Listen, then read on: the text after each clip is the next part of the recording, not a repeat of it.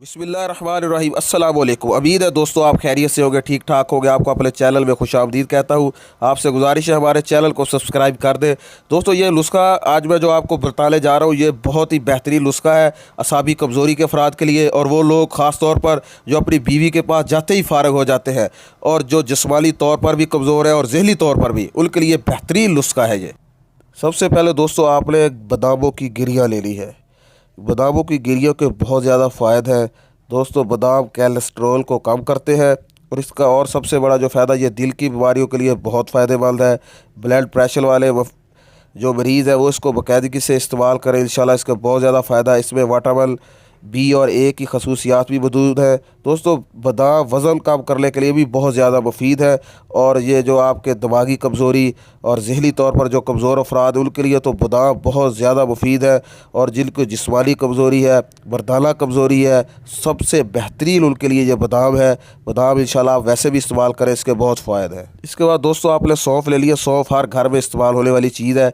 ये असाबी कमज़ोरी के अफराद जो है उनके लिए बहुत मुफीद है। लोग इसको मिश्री के साथ मिक्स कर कर वैसे भी जेब में भी रखते हैं, इसको खाते रहते हैं। ये असाबी कमज़ोरी के लिए और नज़रों की कमज़ोरी के लिए बहुत ज़्यादा मुफीद है दोस्तों। इसका ये भी फ़ायदा है कि ये निज़ाम हाज़मा को बेहतर करती है सौंफ। इसका और एक फ़ायदा ये भी है कि पेट के दर्द के लिए भी ये बहुत ज़्यादा मुफीद है। और इसके अलावा दोस्तों मसाले के विरम और गर्मी को दूर करने के लिए सौंफ के बहुत ज़्यादा फ़ायदे हैं। इसके बाद दोस्तों आपने विसरी ले ली है। ये आपने बात जहन नशील करनी है कि विसरी धागे वाली हो। पलसार से आप जाए उसको को मुझे धागे वाली विसरी दे। इसके दोस्तों बहुत ज़्यादा विसरी के भी फ़ायदे हैं। ये जो शुगर वाले अफराद हैं वो तो ये बिल्कुल इस्तेमाल ना करें, लेकिन ये है कि ये विसरी जो चीनी से बहुत ज़्यादा फ़ायदेमंद है। चीनी से शुगर बढ़ती है, लेकिन विसरी से बिल्कुल भी शुगर में इजाफा नहीं होता दोस्तों। इसका एक फ़ायदा है कि ये बिलाई के लिए बहुत बेहतरीन है, दिमाग के लिए भी बहुत ज़्यादा फ़ायदेमंद है। और दोस्तों इसका यह है कि यह निज़ाम इल्हिज़ाम को बहुत अच्छा करती है।